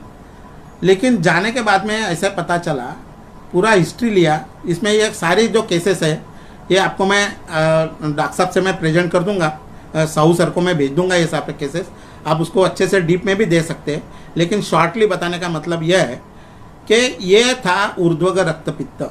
उसको 2 दिन पहले हिस्ट्री थी कि 2 दिन पहले बुखार आया था, बुखार में कुछ दवाई दी, जो दवाई जो है यहाँ पर गर्विश करके हुई, और बुखार का नेक्स्ट जो व्याधि है वो है रक्तपित्त, ये समझ में आया। तो ये उल्टियाँ बंद नहीं हो रही थी। रुग्ण जो है केवल 19 साल का था, 19 साल की लड़की है, और ये 19 साल की लड़की को रक्तस्खलन, छर्दी और कास और श्वास कष्ट था, और पेशेंट जो है ऑलरेडी मूर्छा अवस्था में था। आप देखेंगे यहाँ पे हिस्ट्री में, तो 29 तारीख को ये कास, 30 तारीख को ज्वर, 31 तारीख को जो है मूर्छा अवस्था प्राप्त हो गई थी। और ऐसे सब अवस्था में 1 तारीख को पेशेंट अपने पास में मुझे बुलाया गया। मैं क्या यार, अभी क्या चिकित्सा करें? तो भगवान देखो, धन्वंतरी हम सब लोग पढ़ते हैं, लेकिन उसी वक्त जो है सुझाया भगवान ने, वो मैं आपको बताऊँ। और जितनी भी केसेस हम ठीक करते हैं ना मित्रों, हम ठीक नहीं करते। हमारा अपने शास्त्र के ऊपर अधिकार होता है। कब अधिकार होता है? जब हम उसके ऊपर विश्वास रखते हैं, अधिकार रूप से हम पढ़ते हैं, तब जाकर के एक एक चीज़ें हमारे सामने वो हमको उत्पन्न कर देता है। तो मुझे ऐसे, मैंने कहा कि यार, मैंने ऐसे ही पूछ लिया कि कितने दिन से टट्टी नहीं हुई? बोले 6-7 दिन से टट्टी नहीं हुई। मैंने वहाँ पे जो जितने भी डॉक्टर थे उनको बताया, आपके पास में जो भी एनिमा देने के लिए साधन होगा, आप उसको एनिमा दो, मैं तब तक के आता हूँ दवाई लेकर के, और 1 घंटे भर में आता हूँ दवाई बना के, फिर मैं हम दवाई देते हैं। तो उन्होंने कहा सर, ऑलरेडी ब्लड प्रेशर जो है वो 40/10 है। इस अवस्था में हम यदि ये देंगे तो पेशेंट का क्या हाल होंगे? फिर मैंने कहा सर, वैसे भी आपने तो मना कर दिया ना पेशेंट को कि जिंदा नहीं रहने वाला है, तो भाई अभी आपको देने में क्या हर्ज है? जो मैं बता रहा हूँ उतना करो। वैसे भी आपके ऊपर कोई ऑब्जेक्शन तो है नहीं, आप भले पेशेंट को पूछ लो। तो पेशेंट ने वैसे भी बता दिया कि सर जो करेंगे वो हमें मंजूर है। बस्ती दिया मित्रों। अभी पूरे रक्तपित्त के चिकित्सा अध्याय में बस्ती का कहीं पर उल्लेख नहीं है, लेकिन एक सूत्र है। सूत्र क्या है? प्रति मार्गम चरणम रक्तपित्ते विधीयते। ये जो मार्ग, जो ऊर्ध्व रक्त प्रवृत्ति हो रही है, ऊर्ध्व को हमको उसकी गति बदलना है, चेंज करना है, वो अधोग करना है किसी भी हालत में। तो अधोग करने के लिए हमें बस्ती, मैंने उस वक्त बस्ती का सुझाव दिया। तो देखो, अभी ये शास्त्र में हमको डालना पड़ेगा कि यदि ऐसी कोई अवस्था आती है तब आप बस्ती का भी प्रयोग कर सकते हैं। लेकिन शास्त्र का भी बड़े होशियार थे, उन्होंने बोल दिया था ऑलरेडी, प्रति मार्गम चारणम रक्तपित्ते विधीयते। प्रति मार्गम चारणम का मीनिंग एग्जैक्ट क्या है? तो ये इसका एग्जैक्ट मीनिंग है कि चिकित्सा उपक्रम कोई भी हो, लेकिन उसकी गति बदलना है हमको, तो कोई भी एक पद्धति से उसकी गति बदलो, तब जा कर के इसका जो है निराकरण होगा। मित्रों, ये आपको शॉर्टली मैं यहाँ पर बताने जा रहा हूँ। आप देखेंगे कि दोनों both lungs are filled with the blood. ये पिक्चर देखने के बाद किसी को ये नहीं पता चलेगा कि पेशेंट सर्वाइव होगा क्या, लेकिन वो लोग भी देख रहे हैं, एलोपैथिक वाले भी, कि अभी ये क्या जादू कर रहे हैं, क्या देखते हैं। लेकिन एक तरफ जो प्रतिमार्गम चारणम बस्ती का चिकित्सा उपक्रम किया, दूसरी तरफ मैंने दोपहर में से ये कह दिया कि भाई इसको अभ्यंग करो। अभी अभ्यंग करने के लिए वो मना कर रहे थे, तो मैंने एक दूसरी टिप्स दी कि आप जो जितने भी वार्ड बॉय है उनको पकड़ो, उसको 100 रुपये हाथ में पकड़ाओ और ये तेल दो, वो तेल की मालिश करने के लिए बोल दो, बात खत्म करो, वो करेगा बेचारा। अभी यहाँ पे दो काम थे सबसे महत्व का। एक तो जो जहाँ पे चिकित्सा स्थान है, जो व्याधि स्थान है पूरा, वहाँ पे हमको अभ्यंग करना है, क्योंकि प्राण का रक्षण करना है यहाँ पर, और पूरा यह प्राण का स्थान है। उस जगह पे हमको यदि ये अभ्यंग करना है तो चंदन बला, ऐसे वक्त क्या करना पड़ेगा हमको, तो इसमें प्रभावी द्रव्य कौन सा है, तो चंदन बला औषधि तेल, उसका हमने प्रयोग किया। आप देखेंगे ये 31/10 का ये पिक्चर है। फॉर्चुनेटली अब मॉर्निंग इवनिंग दोनों टाइम जो है ना, वो पेशेंट तो बच गया बेचारा, और अभी भी जिंदा है। 19 साल की लड़की थी तब, अभी वो 13 में, मतलब अभी 7 साल उसमें बढ़ा दो तो 26 साल की हो गई, आज भी जिंदा है। यह पिक्चर देखने के बाद में सारे रेडियोलॉजिस्ट कह रहे थे इसमें कोई संभावना नहीं, पेशेंट बच ही नहीं सकता किसी हालत में। मित्रों, अब ये जो आप एक्सरे देखेंगे तो ये पता चलेगा। मैं तो ये कहता हूँ, उस वक्त कोरोना पॉजिटिव नहीं था, कोरोना की टेस्ट नहीं हो रही थी, लेकिन ये एक्सरे देखने के बाद में आपको मैं दावे के साथ में कह सकता हूं कि ये कोरोना की ही केस है। यदि वो ढंग से यदि आप देखेंगे, इसको पता चलेगा कि इसमें कोरोना भी हो सकता है, डेंगू भी हो सकता है, किसमें भी कुछ भी हो सकता है, हो तो कुछ भी सकता है। लेकिन ऐसे अवस्था में हमें चिकित्सा क्या करना चाहिए ये समझना जरूरी है। तो सबसे बड़ा महत्व का प्रिंसिपल्स क्या है, प्रतिमार्गम चारणम रक्तपित्ते विधीयते। मुझे कॉन्फिडेंस क्यों हुआ, क्योंकि रक्तपित्त तो यन मार्गम दो अपि प्रतिपद्यते असाध्यमिति तज्ञेयम पूर्वक्ता एव कारणात् नहीं संशोधनम किंचित तस्य स प्रतिमार्गम चारणम रक्तपित्ते विधीयते। और उसमें सबसे ज़्यादा महत्व की बात है कि रोगी यदि तरुण अवस्था में है तो वो उसके बचने की संभावना बहुत ज़्यादा है। तो क्या क्या चिकित्सा की, तो हमने शोणितार्गल रस फॉर्चुनेटली मेरे पास में था, फिर रक्तबोल था, स्फटिक फुल्लिका थी, शर्करा, इनको सबको मिला करके हर आधे घंटे पे मूर दिया। उसको देने के बाद में आपको मैं आखिरी का यहाँ पर जो है ये कैसे चिकित्सा क्रम किया जाता है, और बस्ती कंटिन्यूस जारी रखा हमने 4 दिन तक। 4 दिन के बाद में देखो आपको यहाँ पे पता चलेगा कि ओपेसिटी जो है, जो पूरी जो है रिग्रेस हो चुकी है। ये खाली तीसरे दिन अच्छी खासी रिग्रेस हो चुकी है, और कंप्लीटली जो है यहाँ पर थोड़ा समय विवेचन दूसरा भी करूँगा कि 5 तारीख को करीब 60% लंग्स जो है क्लियर हो चुका था। आप अभी यहाँ पे देखेंगे तो आपको पता चलेगा कि सारे इन्वेस्टिगेशन जितने भी थे प्लेटलेट्स के बारे में हम यदि देखते हैं, 31/10 को जो है खाली 56,000 थे, 1 तारीख को 1,06,000 हो गए, उसके बाद में 1/11 को शाम को 1,52,000 हो गए, 3 तारीख को 1,07,000 हो गए, और मित्रों खाली चौथे दिन 2,17,000 प्लेटलेट्स हो चुके। अब मुझे बताओ ऐसी कौन सी दवा है एलोपैथिक में कि 4 दिन के अंदर प्लेटलेट्स का वैल्यू जो है वो करीब 1.5 लाख से बढ़ जाएगा। ऐसे कौन सी दवा है मित्रों? ये प्लेटलेट्स वगैरह जो भी कुछ होगा ये हमें भी पता नहीं है आयुर्वेद के शास्त्र की दृष्टि से कि क्या हो सकता है, लेकिन जिसका अग्नि बढ़ रहा है, रसाग्नि को बढ़ाया है, रक्ताग्नि को बढ़ा रहा है हमारा द्रव्य, तब जाकर के ये प्लेटलेट्स बढ़ती है। और ऐसे इसके ये उदाहरण है, यहाँ पे सारे अपने पास में प्रूफ्स है, और ये प्रूफ्स आप 6 तारीख को देखेंगे करीब 80% चेस्ट क्लियर है 6 तारीख को, और 70-80% जो है ये 7 तारीख को हो चुका है। और उसके बाद में आप देखेंगे ये यदि पिक्चर पढ़ते हैं आप तो करीब करीब 85% क्लियर है। और उसके बाद में आप यदि फिर से ये देखते हैं 11 तारीख को दोनों लंग्स एब्सोल्युटली क्लियर। पेशेंट 6 तारीख को कोमा में से बाहर आ चुका था और हमने वहाँ पे उनको 11 तारीख तक रखा पेशेंट को। लेकिन आप यदि देखेंगे 4 तारीख को जो 2,17,000 प्लेटलेट्स थे वो सीधे 15 तारीख को 4,30,000 जा करके पहुँचे। अब इसमें कोई लोग प्रश्न ये कर सकता है कि 4 तारीख को यदि WBC काउंट 20,000 हो गया था तो ये बढ़ा क्यों? मित्रों, ICU का इन्फेक्शन रहता है, ये भी आपको ध्यान में रखना पड़ेगा।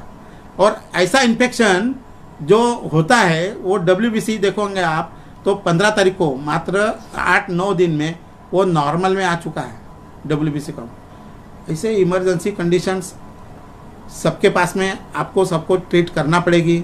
और जब भी चांस मिले डरने का नहीं, वैसे मरने वाला है तो हमको डरने का क्या है? और हमारे पास में तो चिकित्सा सूत्र है, मर गया तो मर गया।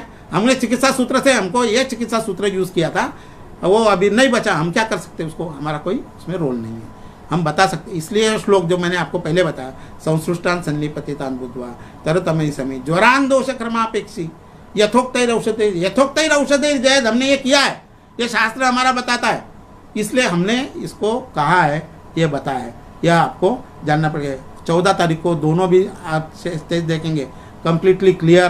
पेशेंट 14 तारीख को मेरे क्लिनिक में पैदल चल के आया है। ऐसे ये क्रिटिकल केस में आपको दूसरा नेक्स्ट दूपन ऐसे केसेस आयुर्वेद को छोड़ना नहीं है, ध्यान में रखना है। यदि हम एलोपैथिक दृष्टि से सोचते हैं कि एलोपैथिक डॉक्टर ने तो बोल दिया है कि अब क्या करेंगे हम लोग, तो हम क्या करेंगे बोलेंगे तो हम कुछ नहीं करने वाले होंगे, लेकिन भगवान को बचाना होगा। उसमें मराठी में कहावत है, देवतारी त्याला कोण मारी, है ना। तो यदि वो बचाने वाला होगा तो वो हमको बराबर सुझाव देगा कि आपको क्या चिकित्सा करनी है, लेकिन सुझाव के लिए आपको स्टडी करना जरूरी है, ये बात आपको ध्यान में रखना है। अब दूसरी केस आपको बता रहा हूं, जिस टाइटल ही मैंने कीनोट एड्रेस में आज के 3 साल पहले दिल्ली में प्रेजेंट किया था, ये PPT, से नो टू एम्पुटेशन। देखो, आपको इस बहाने मुझे मेरे पास में जो भी कुछ है तो समय बहुत लग सकता है, बहुत सारा मेरे पास में डाटा पड़ा हुआ है, कभी और मुझे मौका मिल गया तो मैं आपसे और कुछ शेयर करूंगा। लेकिन जो शास्त्र में जो चीज़ को ज़्यादा महत्व नहीं दिया है लेकिन वो बहुत महत्व का है, ऐसे चिकित्सा उपक्रम को आगे आपको लाना पड़ेगा। यह आपकी जिम्मेवारी है आज के तारीख में। जैसे कि धूपन चिकित्सा कहीं पर बहुत कम मात्रा में होती है, लेकिन धूपन कितना महत्व का है। यहाँ पर एम्पुटेशन में अभी तक के करीब करीब ये 4 साल में 7 लोगों के एम्पुटेशन हमने सेव किए हैं। और ये एम्पुटेशन के आपको स्टेजेस बता रहा हूँ मैं, because all these drugs are having anti microbial activities. इसका अच्छा अध्ययन जो है हमारे काबरा सर के एक मित्र है, उनके क्लासमेट ही थे, मेटकर करके, अशोक मेटकर, जिन्होंने ये एंटी माइक्रोबियल स्टडी किया हुआ है बहुत सारे ड्रग्स के ऊपर। और वो मुझे याद आया, इसलिए मैं वो धूपन का मैं ये काम कर सका इतना। और आपको मैं खाली स्टेजेस बता रहा हूँ कि पेशेंट कैसे ठीक होता है। ये देखो, आपको मैं केस बता रहा हूँ, इसको आप ध्यान में रखेंगे तो पता चलेगा कि पहले दिन जब आया पेशेंट, ये सेल्यूलाइटिस करके इसको डायग्नोस कर दिया था, डायबिटिक है, और ऐसे अवस्था में इसका एम्पुटेशन उन्होंने सजेस्ट कर दिया था कि अभी आपको ये पैर काटना पड़ेगा, इसके अलावा हमारे पास में कोई चारा है नहीं। शाम को पेशेंट को एडमिट करके एम्पुटेशन करना था। लेकिन उसी दरमियान जो आपको बताऊं मैंने कि ये जो केस अभी ठीक हुई है ना, सरोज व्यास, ऊर्ध्वक रक्तपित्त की, उसी के सगे संबंध में ये केस थी। उन्होंने बोला एक बार अपन आयुर्वेद को बता तो दे, बोले कि कुछ कर सकते हैं क्या। तब ये केस देखने के बाद में पता चला कि हाँ, हम कुछ कर सकते हैं। तो सबसे पहले क्या करना है, हमको पहले पता चल गया कि इसमें स्राव बहुत है, इसमें कफ है, कफ जो दोष ज़्यादा है, उसके साथ में वातज भी है। तो हमको सबसे पहले सामान्य चिकित्सा सूत्र क्या करना चाहिए, मुझे तो इनको लंघन देना चाहिए। लंघन तो लंघन के बाद में उसको खाली लाजान्न सेवन पे रखा 4 दिन और धूपन चालू किया। छठे दिन आप देखेंगे ये पहले दिन का केस और छठे दिन के केस में आरक्त वर्णता पूरा आ गई है, जिसमें आपको पस आपको दिखाई नहीं पड़ेगा, कोई भी स्राव दिखाई नहीं दे रहा है। यह ऊजिंग सारा ऊजिंग बंद हो चुका था धूपन से। और सबसे बड़ी महत्व की बात बताऊं, आप यदि शास्त्र को खोलेंगे तो पता चलेगा कि धूपन से क्या फायदा होता है। तो सबसे पहले वेदनोपशमम ऐसे कहा है, वेदना कम होती है। और जैसे वेदना कम होती है तो पेशेंट का कॉन्फिडेंस अपने आप बढ़ जाता है। वेदना के बाद में दूसरा बताया है कि स्राव को कम करता है धूपन। ये देखो आपको दोनों चीजें यहाँ पे आपको दिखाई पड़ेंगी। ये मात्र धूपन से हुआ है। ऐसे कंटिन्यूएशन में ये करते रहे और 26वें दिन आप देखेंगे पूरा पैर ठीक और खुद चलने लग गया था ये रुग्ण 26वें दिन ही। इसी ढंग से यदि आप धूपन करते हैं तो सारे चिकित्सा उपक्रम में जो शास्त्र में लिखे हुए हैं उपक्रम, लेकिन वो बगल में रह गए, उसको बगल कर दिया है, ऐसे उपक्रमों को भी लाने की हम लोगों की जिम्मेवारी है। और ये आप ये भी यंगस्टर हो, मैं ज़्यादा क्या बताऊं, आपको तो बहुत सारी आप बुद्धिमान हो मित्रों। एक ध्यान में रखना, पहले भी बताया, खुद को कम समझना बंद करो। सबसे बड़ी महत्व की बात है, खुद को यदि कम समझेंगे तो आप चिकित्सा नहीं कर पाएंगे। ये दूसरी केस बता रहा हूँ मैं, ये भी डायबिटिक की है। ये लड़का मात्र जो है 22 साल का था, उसका एक्सीडेंट हो चुका था। इनके पूरे फैमिली की जो शुगर है नॉट लेस देन 350, इसके कम रहती ही नहीं, अभी भी नहीं रहती। एक्सीडेंट में उंगली कट गई थी, एक्सीडेंट हुआ पूना में, उंगली कट गई थी। उन्होंने क्या नेलिंग कर दिया, आपको दिखाई पड़ेगा यहाँ पे कि नेलिंग किया है। ये नेलिंग करने के बाद में उन्होंने बताया कि देखो ये सब काला काला जो हो रहा है, शायद हो सकता है आपको कि 5वें 6ठे दिन आपको इसको काटना ही पड़ेगा। अभी हम टेम्पररी इसमें नेलिंग कर रहे हैं। और जैसे हुआ तो तीसरे दिन वहाँ से पूना से जलगांव आया। हमारे एक डॉक्टर सीवी बंगाले करके है, उनके रिश्तेदार में थे। तो उन्होंने कहा कि भाई एक बार चलो अपन नरेंद्र को बता तो देते हैं कि क्या कर सकते हैं। उसी समय धूपन किया, बहुत भयंकर पेन था उसको। आप देखेंगे कि एक तरफ जो है उसका एक्सीडेंट हो चुका था, यहाँ पे जो उंगली है उंगली के ऊपर मैं धूपन कर रहा हूँ। ये इनके पिताजी सामने खड़े हुए। यह धूपन करने के बाद में मित्रों बताऊं मैं आपको, केवल और केवल 4-5 मिनट में जो इतना भयंकर दर्द था वो दर्द 5 मिनट में कम हो गया। ऐसा जो दर्द कम करने का कार्य जो है धूपन से भी होता है। आप देखेंगे कि जैसे ये नेलिंग यहाँ पे दिख रही है और देखेंगे आप उसका जो वर्ण है वो वर्ण आरक्त वर्ण हो चुका है और फ्रेश हो चुका है व्रण। ये व्रण फ्रेश होने के बाद में आप देखेंगे तो 49th डे को ये थोड़ा सा वैगुण्य रह गया उसमें, लेकिन पेशेंट कंप्लीटली ठीक हो गया, एम्पुटेशन उसका बच गया। ऐसे बहुत सारे 7 केसेस है, इसके बारे में हम और आगे देखेंगे। लेकिन कहने का तात्पर्य तो ये धूपन। और आपके मन में यह शंका आ सकती कि और धूपन कहाँ पे काम हो सका। हमारे यहाँ पे मेरे साथ में अभी जो 2 विद्यार्थी है और मेरा लड़का भी है रोहित गुजराती, वो भी यहाँ पे, उन्होंने सारे लोगों ने देखा है कि धूपन और कहाँ पर क्या काम करता है। तो देखो मैं आपको बताऊँ, सीवियर टॉन्सिलाइटिस, किसिंग टॉन्सिल्स के अंदर बहुत बढ़िया काम करता है। इसके साथ में कर्णशूल अभी एक 3 दिन पहले ही केस आई हुई थी। कर्णशूल में खाली धूपन किया, जिसका स्राव के साथ में शूल था, स्राव भी खत्म हुआ और शूल भी खत्म हो गया। कोई इंटरनल मेडिसिन नहीं दिया, लेकिन ये खाली कर्णशूल और कर्णस्राव के अंदर, पूर्तिकरण के अंदर बहुत अच्छा धूपन से काम करता। आपको मैं अभी ये खाली है ये जो सब चीज़ें बता रहा हूँ कि आपको प्रैक्टिस में आना है मित्रों। प्रैक्टिस में आने के बाद में आपको सारी चीज़ें समझनी है। तो ये धूपन जो वर्जित किया गया है हम लोगों के द्वारा, उसको आपको प्रैक्टिस में उतारना पड़ेगा। अब पहले क्या था कि ये धूपन के लिए पहले तो जो छागल लाने पड़ते थे, छागल जलाओ, उसके ऊपर धूपन द्रव्य डालो। लेकिन अभी ये बहुत आसान हो गया, अपना धूपन यंत्र आ चुका है जिसको पेटेंट हो चुका है। वो पेटेंट के द्वारा हम लोग जो है धूपन कर सकते हैं। बहुत कैसे आसान से कर सकते हैं, मैं आपको बाद में डेमो बताऊंगा ये सब चीज़ें। ये तीसरा केस जो फिर से ये 71 ईयर, देखो कितने दिन में, 27/2/2017 की केस है, खंडवा से आई हुई केस थी, रमनीक लाल शाह करके। 70 ईयर्स आप देखेंगे, देखो कितना सेल्यूलाइटिस बढ़ा हुआ है, कितना शोथ है, इन्फ्लेमेशन कितना है। ये 27 फरवरी का केस, 27 फरवरी के बाद में धूपन किया खाली। हाँ, 3 का ये केस है, 3 को, मतलब 3 मार्च, मतलब 27, 28, 1, 2 और 3, मात्र 5वें दिन कंप्लीट स्वेलिंग आपको यहाँ पे दिखाई पड़ेगा कि गया हुआ है। ऐसा ये स्वेलिंग जो है, सेल्यूलाइटिस कंडीशन जो है, ये फटाफट कम हो जाती है। ऐसे सब आपको इसी तरह से हम लोग ये धूपन का भी प्रैक्टिस के अंदर उपयोग कर सकते हैं। तीसरी आपको एक केस बता रहा हूँ मैं, स्पाइनल कॉर्ड स्टेनोसिस। स्पाइनल, एक 76 ईयर ओल्ड, आज के 9 साल पहले, वो भी दिन धन्वंतरी का दिन था फॉर्चुनेटली। उसी समय मुझे फ़ोन आया अमलनेर से, एक बटुक भाई गोसालिया करके एक पेशेंट है।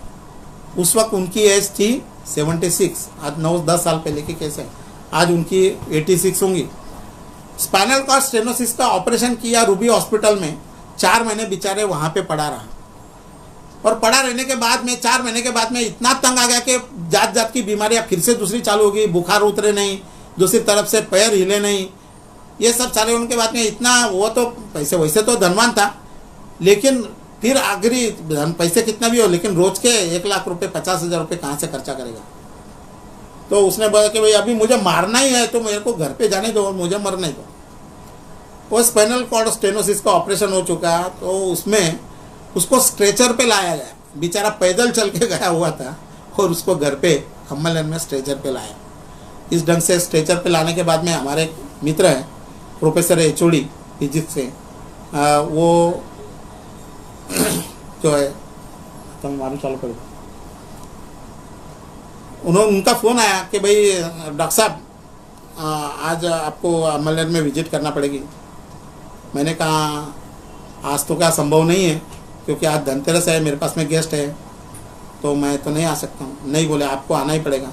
मैंने कहा भाई आप पेशेंट को यहाँ पे लेके आ जाओ ना, क्या प्रॉब्लम है आपको।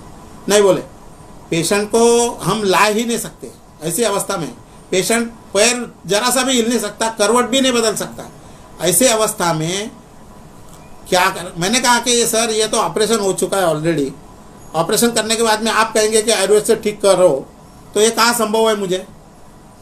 लेकिन भगवान धन्वंतरी की आज्ञा होगी, उस दिन मैं गया, जा कर के देखा। जाने के बाद में, देखने के बाद में पता चला कि यार अपने से तो ठीक होने वाले नहीं, क्या करें।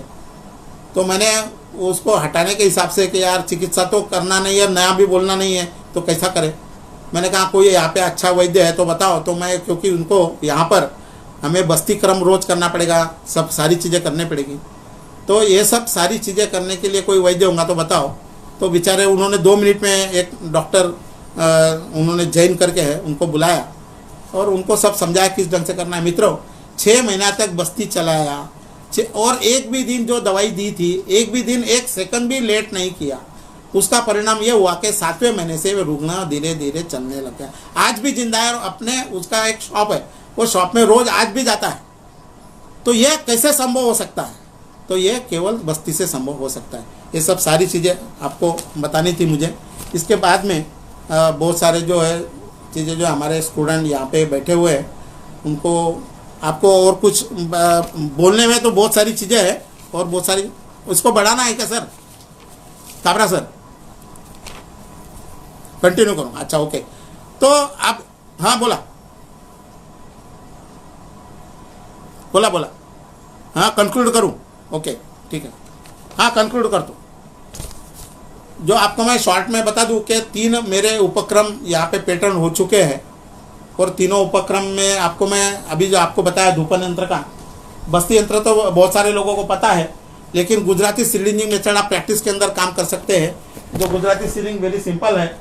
ये गुजराती सिरिंज जो है वो खाली आपको इंसिजन लेना है जहाँ से आपको रक्तमोक्षण करना है, और जो सिरिंज का टॉप कट करके पिस्टन को उल्टे डालना है, उल्टा डाल के इंसिजन लेने के बाद में वैक्यूम क्रिएट करना है खाली, और वैक्यूम क्रिएट करेंगे तो आपको यहाँ से रक्त आना चालू हो जाएगा। इस ढंग से जो है आप यदि ये गुजराती सिरिंज मेथड का यूज कर सकते हैं। उसी तरह हम लोग ये धूपन यंत्र भी मैं आपको बताने जा रहा हूँ। तो ये धूपन यंत्र बहुत सिंपल है। ये जो धूमवर्ती है, धूमवर्ती को यहाँ पर प्लेस करना है। धूमवर्ती को प्लेस करने के बाद में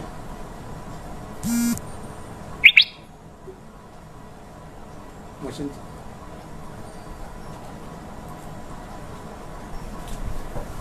देखो आपको हो दाखो तो ये धूपन यंत्र है। ये धूपन यंत्र इस तरह से आप ये इससे आसान क्या हो गया कि पेशेंट कोई भी अवस्था में हो उसको धूपन करना बिल्कुल आसान हो चुका है। बहुत सारी व्याधियां हम लोग इसको ठीक कर सकते हैं बस्ती यंत्र।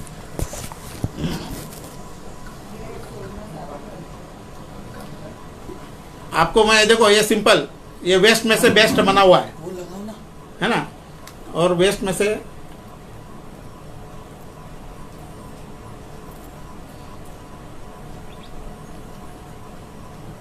इसको घुमाओ।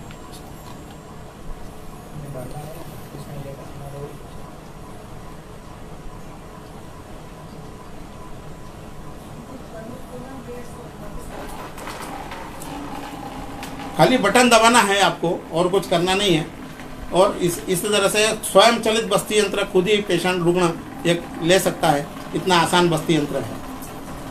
अब तीसरा जो पेटेंट है वो आपको बताता हूँ, वो नैनो न्यूरो जेल है। फोड़ो फोड़ो फोड़ो, न्यूरो जेल ना फोड़ो। अरे वो बॉटल रहने दो ऊपर, बॉटल रहने दो, दो। इसका महत्व क्या है आपको समझाता हूँ मैं कि नैनो न्यूरो जेल बना है। यह रसायन शास्त्र का विषय है, लेकिन मैंने आपको जो कहा अभी कि ये जेल इसमें डाल रहा हूँ मैं।